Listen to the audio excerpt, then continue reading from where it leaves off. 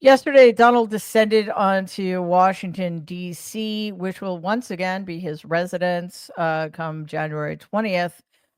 Before meeting with President Biden in the Oval Office, Donald stopped by the Capitol building, which, if you'll recall, he sent thousands of angry mobsters to kill members of Congress because he was upset that he lost the election. Anyway, he was there for a different reason this time. This was his first appearance since his acceptance speech last week. Also, before we get to that, Melania was invited, but she snubbed Jill Biden's invitation. And here is the excuse that was given. Melania Trump is skipping the traditional tea at the White House tomorrow, reportedly snubbing an invitation from First Lady Dr. Jill. According to reports, Melania is still furious about the FBI raid on Mar-a-Lago back in 2022. Jill Biden's husband authorized the FBI snooping through her underwear drawer. She ain't going. Last month, Melania made clear on Fox and Friends she's not over it. So how invasive was that? Did it make you angry? How did you feel? Yeah, it made me angry. Yes, invasion of privacy. Today, the White House press secretary was asked about the apparent snub. Can you confirm whether or not Mrs. Trump has accepted Dr. Biden's invitation to come to the White House? Don't have any updates, or we don't have any scheduling updates to give. Back in 2016, the Trumps met with the Obamas. Melania and Michelle exchanged gifts and sipped tea, but that's not happening this year. She wants to make sure that she's sending a message. Unfortunately, what I think the message is that, when we should be healing and moving forward, this one's a little bit harsh not to go to a tea in the East Wing. Yeah. Listen, let's be real. The reason she's not going is that it's not in her rider. She's not getting paid enough. Okay. Secondly, the whole idea that President Biden had anything to do with the FBI raid is absurd. But to suggest that Jill Biden should be lumped in with anybody who did is just ridiculous. These people are only in their element when they are aggrieved, right? Also, if anybody had any questions about the kind of person Melania Trump is, she's as bad as the person she's allegedly married to. And finally, healing moving forward, I think not. If Melania wants to have a little temper tantrum to show just what a despicable person she is, that's great. But the invitation, in my view, should not have been extended in the first place. Then in that closed door meeting with Republicans, and Speaker of the House Mike Johnson, Donald said this, quote, "I suspect I won't be running again unless you say he's so good we've got to figure something else out," unquote. Of course, the Republicans chuckled, but really what Donald's saying there is, hey, guys, if this second term works out and we're really getting good at raiding the Treasury, let's keep it going and let's get rid of yet another constitutional amendment, this time the 22nd, which limits presidents to 2 terms in office. So since Melania wasn't attending, although Donald really should be used to this by now, Donald brought a date, Elon Musk, who sat next to the wife of Speaker of the House, Mike Johnson. So this attendance came after Musk provided Donald with in excess of $200 million in campaign support, thanks to Citizens United. And Donald has tapped Musk to co-lead a new bureaucracy dismantling department, the acronym of which is DOGE, wink, wink, crypto bros, that stands for the Department of Governmental Efficiency, which is being co-led by Musk and Vivek Ramaswamy, 2 billionaires who don't know what they're doing and apparently don't know what the word efficiency means. Tasked with cutting government spending by making a new agency seems kind of on the nose. Check out this clip. Take over. President-elect Donald Trump is sending Elon Musk on a mission, not to Mars, but to cut the federal government by some $2 trillion by the summer of 2026. Reaction here in Washington from that federal government workforce. Gina works for the Department of Transportation. Well, I'm curious to see how he's going to do that. Not really knowing how government works and what we do in that.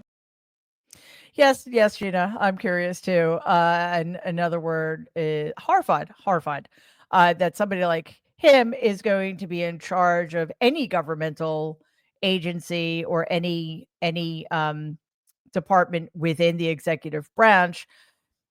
He's going to go after Social Security, probably. Well, we know that Musk has warned that Americans will have to face hardship in the short term. That is, Americans who are already struggling. He's talking about the working class, the middle class, and the poor, while he and Donald will continue making money hand over fist on the backs of working Americans.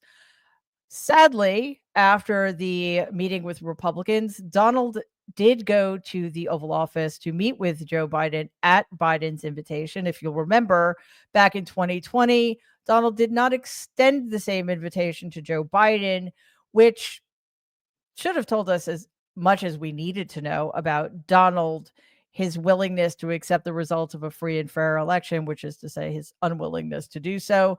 The meeting, at least as far as the press saw, did not last very long. There was absolute chaos. One, because reporters were just shouting over each other and making it impossible for anybody to hear a question. And two, because after slightly more than a minute, they were ushered and in some cases pushed out of the Oval Office. We live streamed that event here because we thought there might be something of substance coming out of that meeting. And we were absolutely stunned by just how brief it was. Underway. Again, we don't know exactly how long it will last, but we're about to get those remarks any moment now. Lasted about a minute, and we'll send it back to you, Jose. Do everything we can to make sure you're accommodated, what you need. And we're going to get a chance to talk about some of that today. So good. Welcome Thank you back. very much. And thank you very much. And politics is tough, and it's in many cases not a very nice world, but it is a nice world today, and I appreciate it very much. A transition that's so smooth, it'll be as smooth as it can get, and I very much appreciate that, Jim. You're welcome. Thank you all.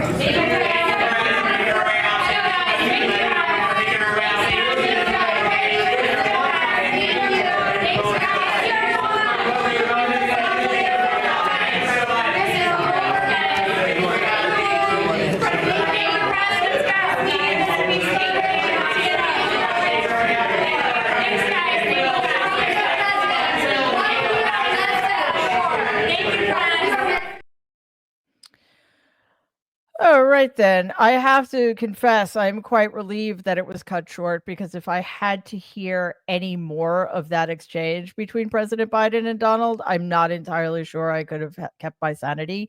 It's absolutely disgusting that we're talking about accommodating the fascist. The fact that they shook hands, the fact that the invitation happened in the first place. It's a little difficult for me to wrap my head around. We also know that Jill Biden presented a handwritten letter to be given to Melania. We do not know what the contents of that letter are, but I'm sure Melania, with all the class she can muster, will ignore it. And obviously, we do not yet know, if we ever will, the contents of the meeting between Donald and President Biden, although we knew in advance that one topic of conversation was supposed to be Ukraine. Now that Donald has been nominating hardline war hawks and pro-Putin assets, I'm not entirely what the point of having that conversation would be. White House Press Secretary Karine Jean-Pierre held a briefing to discuss the meeting, and one reporter asked the compulsorily stupid question if Joe Biden had apologized to Donald. Here's a pro tip for you, whoever you are. Absolutely fucking not. Play the clip. But a lot was said on the campaign trail, like Trump is a dangerous threat to our country and our democracy. Was there an apology today?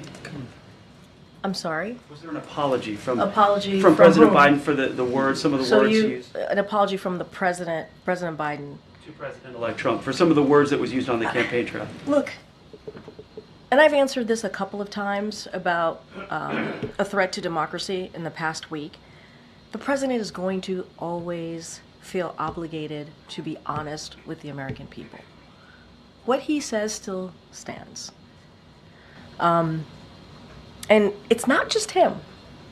You heard this from former staffers. You've heard that from the former chief of staff, John Kelly, and others. You've heard it directly from the president-elect, the former president, about enemy of the people. Very, very clear. Very clear.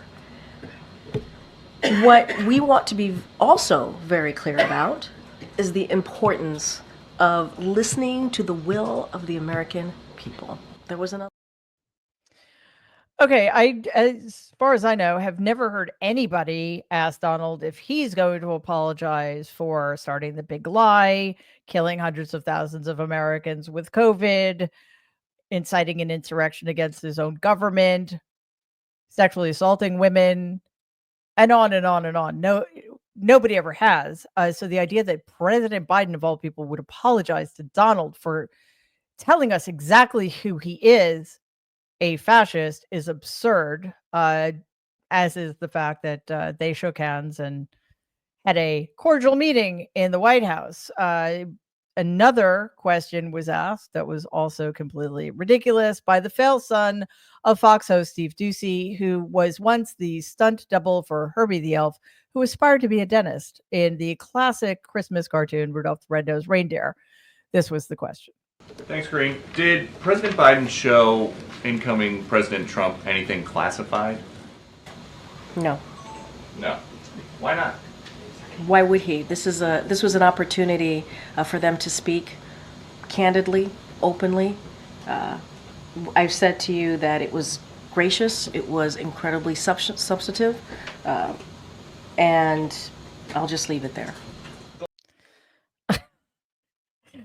Listen, Donald, tragically, is going to have access to all of the highly sensitive classified documents he wants in about 2 months' time. Also, for those of you paying attention, he probably still has plenty of them at Mar-a-Lago. So the idea that President Biden would share any classified information with this person is beyond comprehension. Also, let's be very clear about where we are. As of January 20th, the White House briefing room is going to be stacked with people like Peter Doocy, while people like our friend and fellow nerd avenger Brian Karem will most likely not be able to get press passes. This, along with the fact that whoever is the press secretary, we now know that it will not be Alina Habba, because I guess she needs to spend more money. Wow, what a slip. She needs to spend more time with the piles of money she's making for being probably the worst lawyer in the history of lawyers. The new press secretary is going to be as corrupt as the rest of Donald's administration, will not be honest with the American people, and will whitewash everything. That's exactly what happened with all of his press secretaries in the first administration. So why should we be surprised? All right, everybody, buckle up. I'll see you next time. Hey, everybody. In case you weren't aware, I am spectacularly bad at self-promotion. So here goes. Please subscribe to our channel and like and share our videos. Your support means so much to all of us. Thank you.